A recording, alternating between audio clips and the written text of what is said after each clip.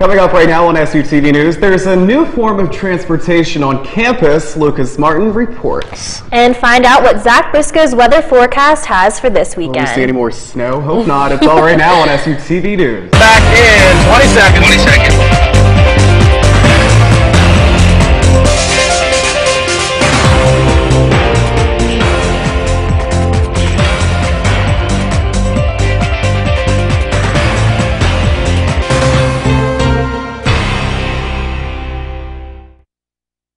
Hello and thanks for joining us on SUTV News. I'm Emily O'Shea. And I'm Kyle Rogers.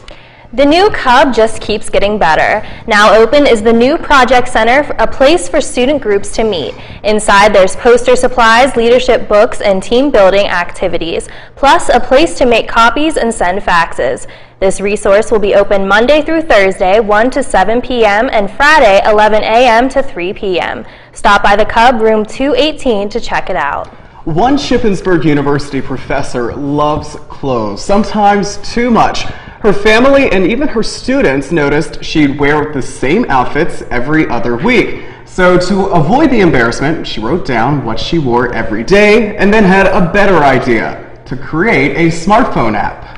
Janet Buffalino is not your average reading teacher. No, but I've always loved technology. While we know teachers love apples, this reading professor takes her apple in the form of a computer, phone, and iPad. So earlier today, the last thing I do when I walk out the door is stop in front of the mirror and take a picture in the mirror so I can see my whole outfit. And saved it on her new clothing calendar app, an app she created. This morning I put down TV interview, and then I also have space there for accessories if you want to put in anything about earrings or watches or jewelry. All you have to do is take a picture on your iPhone or iPad, describe it, and save it.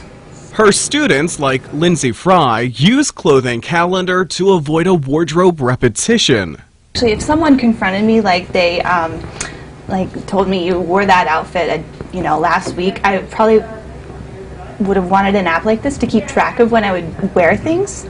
I don't know. It's a really interesting and unique idea. While there is no academic value to Clothes Calendar, Buffalino hopes her students will use this as they go out into the real world. And somebody said today to me, because there's all this excitement today, they had an interview for a teaching job and they had a callback for a second interview. It was a guy and he wore the same suit. And he said now he wished he had this so he could have remembered what he wore in the first interview. So now you can keep track of what you wore because there's an app for that she created. It is costly to develop an app, but it is so rewarding to get your vision about one little piece of life out there. So go ahead, you should do it. And you may be thinking, why didn't I think of this? That's what I thought. Well, you can buy Dr. Buffalino's app on the iPhone, iPad, and Android. Search Clothes Calendar. The app is on sale this month for 99 cents. Here is Your Health with Amanda Peterson. Finally hit. The temperatures are dropping, but cold and flu season is just heating up. Scratchy voices, stuffed up noses, and sore throats are things that every college student wants to avoid. Here are some tips from the Centers for Disease Control to help you stay healthy this fall. First, make sure you get rest, keep a nutritious diet, and find time to exercise. Maintaining a healthy lifestyle will help you avoid the flu. Also, don't touch your nose, mouth, and eyes. That's how germs spread. You can also help out others by covering your coughs and sneezes. Then make sure you dispose of tissues properly. And think twice before you touch public telephones, desks, or equipment. Germs are living everywhere. Don't forget to wash your hands. It's easy to do and will help keep you flu-free.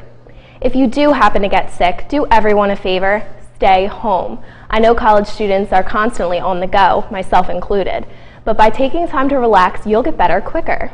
A great way to avoid the flu is by getting the flu vaccine.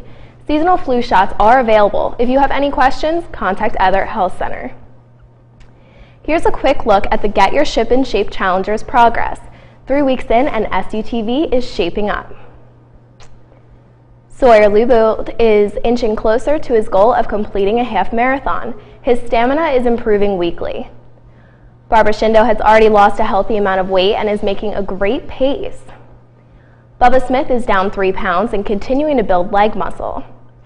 And Kyle Rogers is losing weight and is seeing noticeable changes to his energy levels. Despite the Halloween speed bump, it looks like the challengers are well on their way. Now, Kyle, are you sweet or are you salty?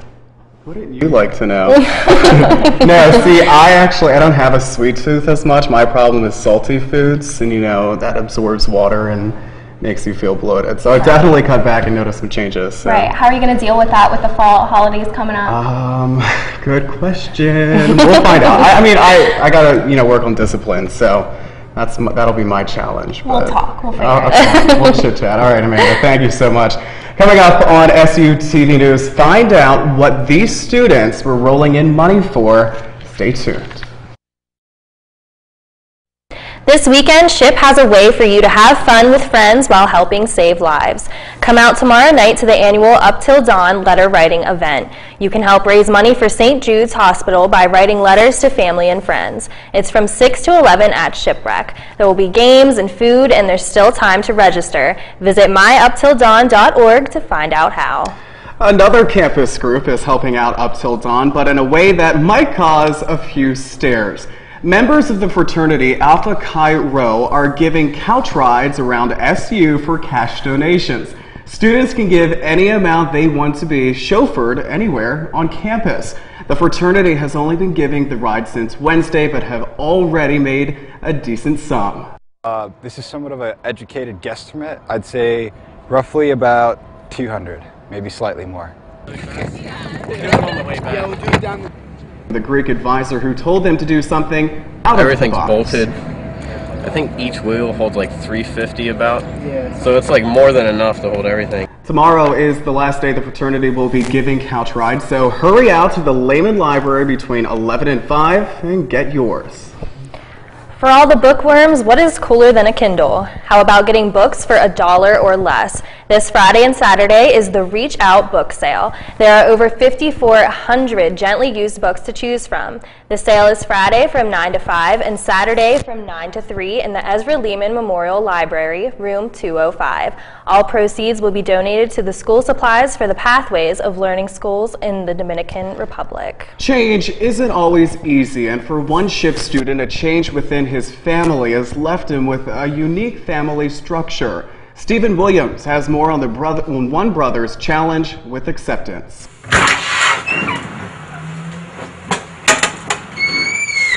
John Smith at first glance may seem like your ordinary student, but John has an extraordinary family background.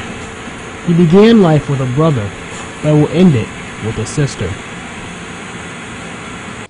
My brother went through a sex change.